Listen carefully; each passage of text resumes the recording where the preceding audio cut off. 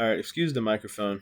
I'm on my laptop here. I'm traveling, but we're gonna be talking about the Bitcoin Gap strategy. Not anything crazy, but yeah, excuse the SpongeBob Krusty Cook-Off. That game is fire. I play it every now and then. But basically, what I'm looking for is big fair value gaps, like big gaps like that, and I just look for a reason why it should get filled in, right? And what I mean by a reason is step one, right, is just gonna look for these gaps, right?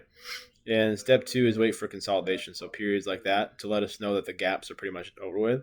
And once that happens, we have this displacement leg to go up higher, and we get in on the retracement. So you have a fair value gap here, and all the fair value gaps here have already been filled in, so it's not really important for us to focus on it. So we have a fair value gap there, right? And look how it got the 50%, right?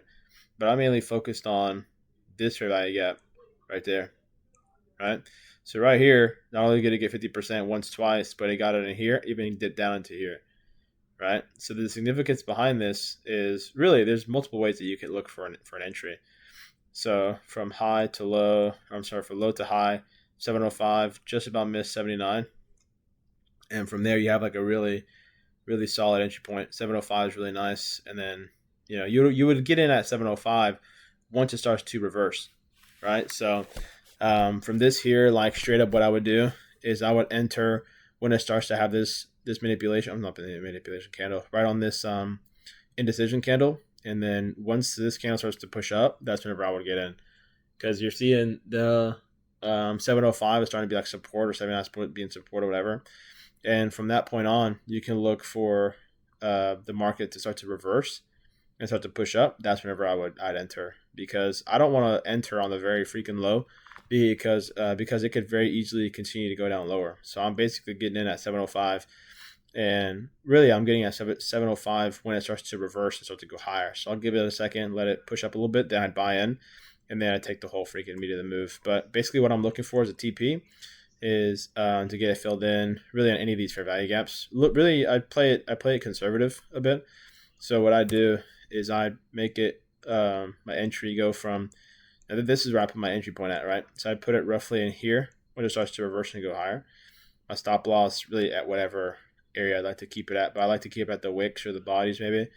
That'd be my stop loss, and my TP will be pretty conservative, like 50%, maybe go a little bit higher, like full fair value gap in the consolidation range maybe, and that'd be the trade. I mean, it did not stop at all on the way up there, right? So that's pretty much it. 25-minute trade probably. 5, 10, 15, 20, 25, 30-minute trade. Pretty solid. And then you have, what is going on? So there's a whole bunch of opportunities like just like this happen all the time. And so you see how we had the consolidation. So there's a lot of gaps in here. Gap down here. Is that a gap? It's just a wick. Gap in here. So consolidation range. And then it started pushing up, doing its thing. This is technically displacement in here because nothing else took out the consolidation range and displacement. So it made the displacement, pushed up, took out the highs up here, and this one clearly didn't. So that'd be where I like to pay attention and look for a short. So that'd be an opportunity to short too. But outside of that, basically what all I'm looking for is big displacements. See, like this huge displacement right here, you look for the market to fill it in. Right, and you could even use SMT for this point, right? There's no SMT that was presented here, but you basically just wait for an SMT to show up, and then you would take that opportunity and then ride it until it fills in the other gaps, really. But here, there's really no opportunities here recently. The market's been kind of slow because you can see on the daily time frame, you can see how slow we've been, because we've been basically retracing off of these gaps. Right, so this happens on significant time frames. You could see even on the weekly time frame, consolidation fills in the gaps, right? And you can even see the SMT on the weekly freaking time frame present itself, and right there, short, and then it just fills in all the gaps, takes all the lows. And Bitcoin didn't do that because this is the liar, this is the truth teller, shorted all down and then takes out the lows and everything. And then on the way back up, there's even SMT right there. Oh, I'm sorry, that's not right. Yeah, that's not right. Okay, anyway.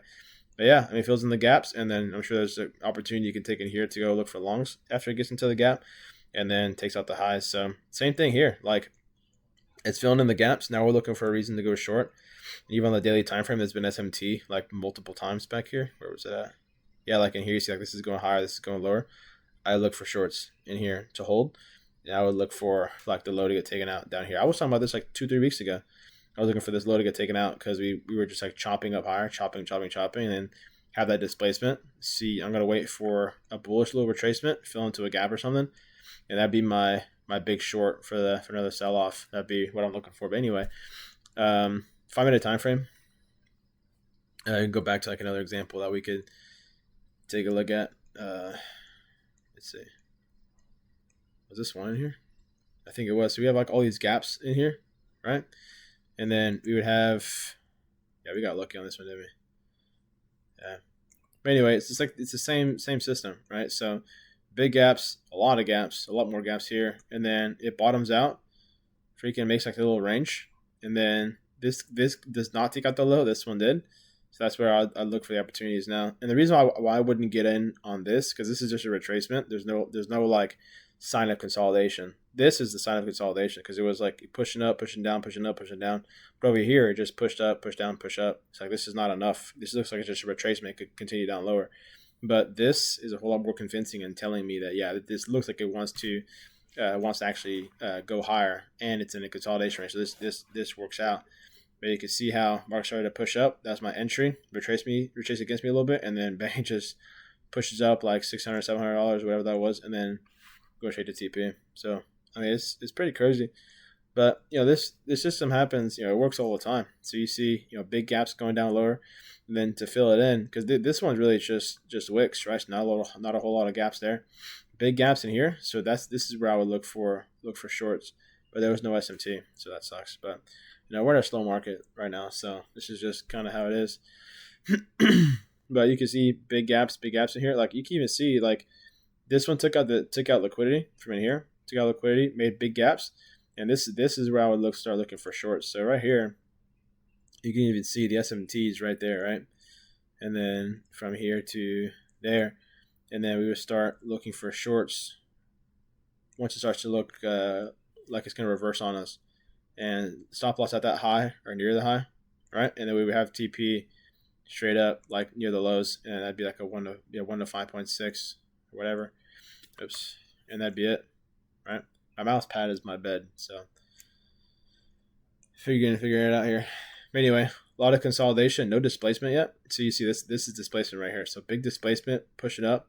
I look for an entry opportunity somewhere in here. So this is your only fair value gap, right? So in here, you can see how this is literally your only fair value gap right there.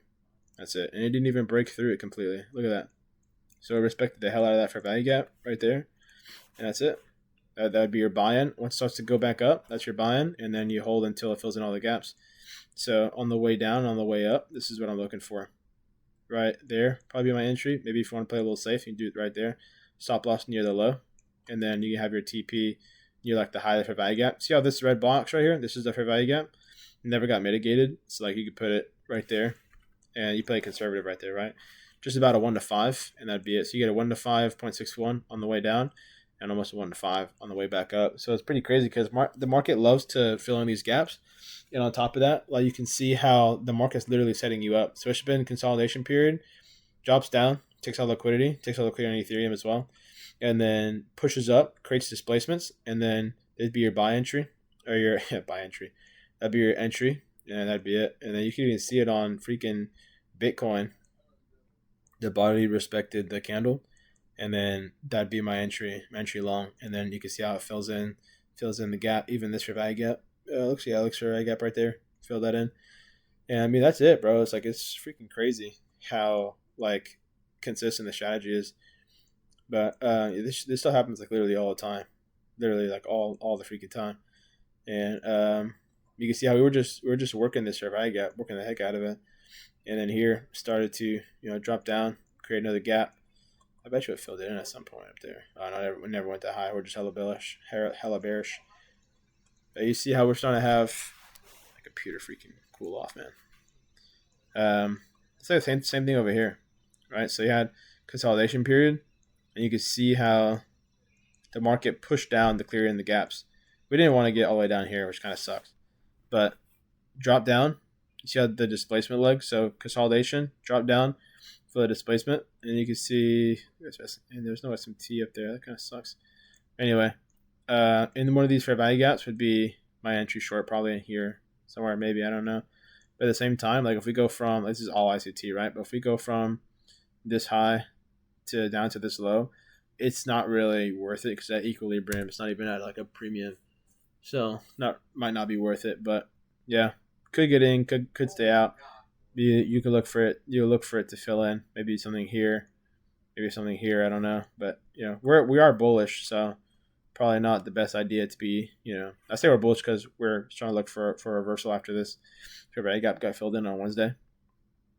But from this point, I'd probably look for bullish moves.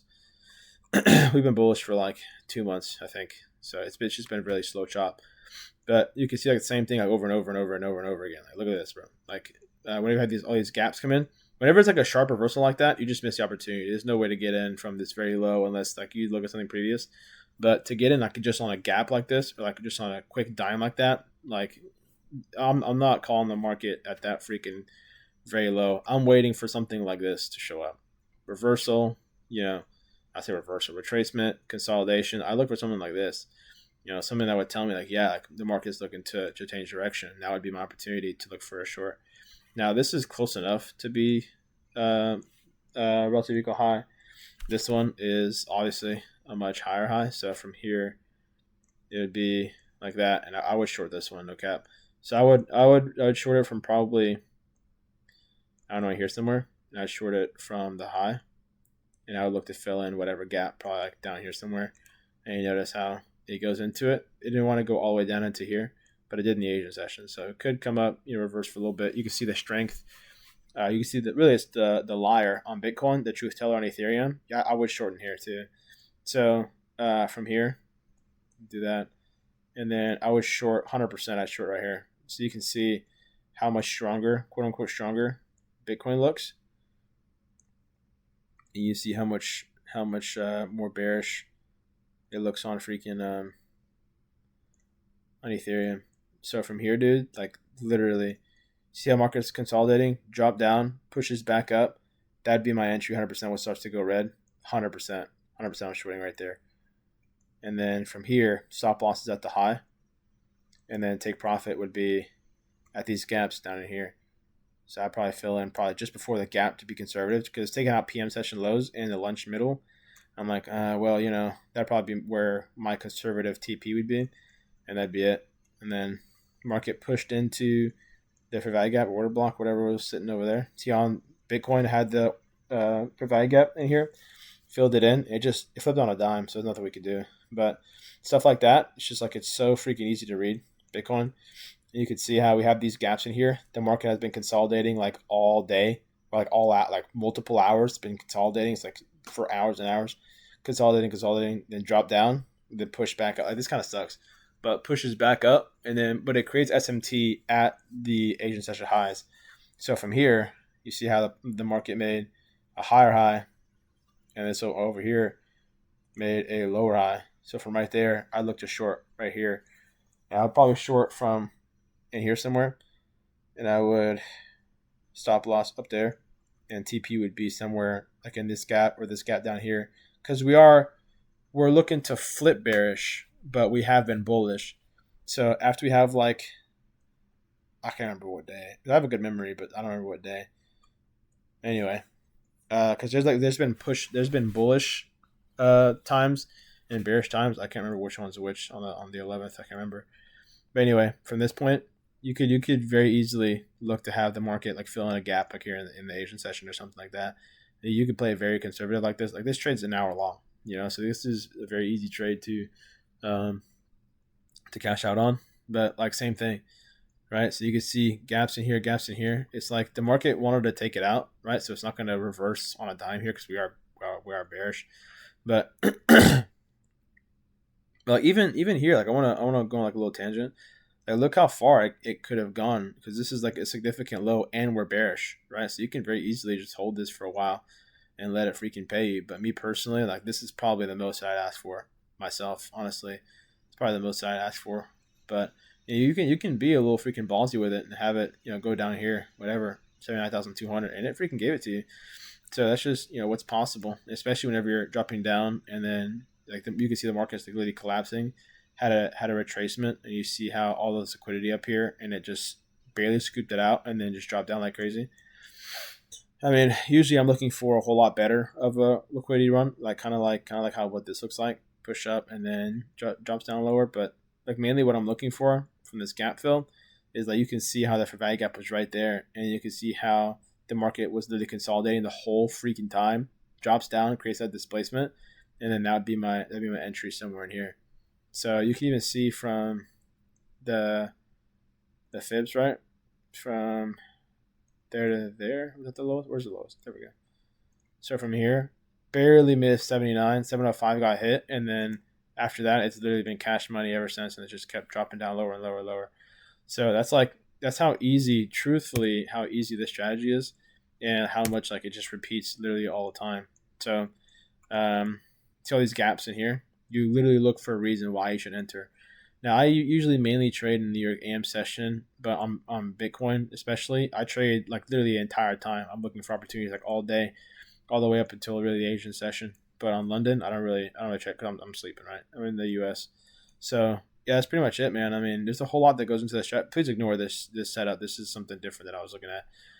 But this is pretty simple stuff here. Like once you see gaps starting to form, I would 100% look for opportunities to be in the position. So stuff like this, like you see the gaps, right? Huge freaking gaps in here, gap in here, gap in here. Like it literally filled it in immediately. It's like, okay, well, you have my attention. What do I have to do to get in? So from here, you can even see like SMT developing. That's a lower high right there, right? Or it's close enough to being relative equal high. This one over here is a higher high, right? So, okay, well, this is clearly discrepancies happening here. So you can look for a high risk short, right? Because this is a lower high. I'm sorry, it's an equal high rather than a lower high or a higher high, right? So from that there, you can look for an opportunity to have it go all the way down to an imbalance or the lowest low, and it paid you everything. So from here, you can see how the market went all the way down to like all of this imbalance like fairly quickly for a 1 to 7, and this is like the easiest freaking thing to.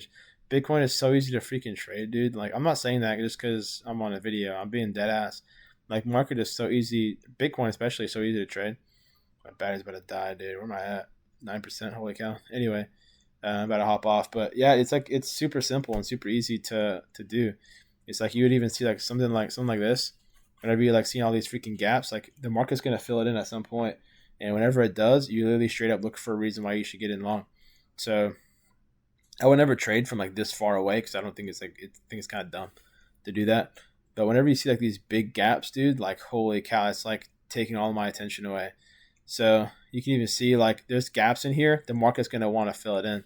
So like it wanted to fill it in here. Which is why I'm conservative because I'd rather take a winner than a loser, right? Obviously. So it's like once you see this, you see like this like consolidation period. Displacement is all I'm looking for, dude. And you can even see how on this displacement, this is exactly when I'd get in right there. And then you see like these relative equal highs right there. I'm so freaking messed up, dude. So I'm like right here, I would, no joke, I would short right here for a whole bunch right there. My stop loss would be right there. And my TP would be wherever I could put it. I'd probably put it like down here near lunch. It would be a loser, which I don't even care about because I just went through like 7, 8 examples that worked out for me, and then the one loser, like I'm not tripping about it. I don't know why I got in here. I don't know why that's there. But anyway, I'm sure I was thinking of doing something. Anyway, yeah, man, this is like super freaking easy. It really doesn't take a whole lot to put into action, but you can see like I think it's a 15-minute time frame trade actually. So from here to here, you can see how there's like a lot of gaps. Like 15-minute time frame, maybe like a lot of gaps in here. Like one big gap, one big gap trades into it. That'd be my buy on the 75% level. So you can see how from this high to just there. So you would do this template quadrants. 75% would be my entry. I'd buy in, stop loss near the low, and then TP would be somewhere that I want to put it, and that's it. So there's a lot of entry models. Like there's probably 7 or 8 strategies. There's 11 strategies total on my Google Docs, but there's like 5 entry models, So I can use those entry models like interchangeably throughout all the strategies because it really doesn't matter.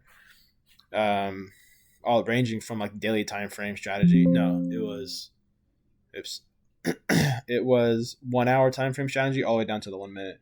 And I on the what's it called, micro scalping? Oh, I'm sorry, the momentum scalping. I go all the way down to the 5 second chart because it's like it's super important to see what imbalances are on the 5 second chart to see what the minute candles are going to do. So yeah, there's a whole lot that goes into trading, but that's on Nasdaq. On ES, or I'm sorry, on Bitcoin specifically, it's so freaking easy to trade. It's like a baby can freaking figure this out. But anyway, that's the video. Hope you enjoyed it and whatever.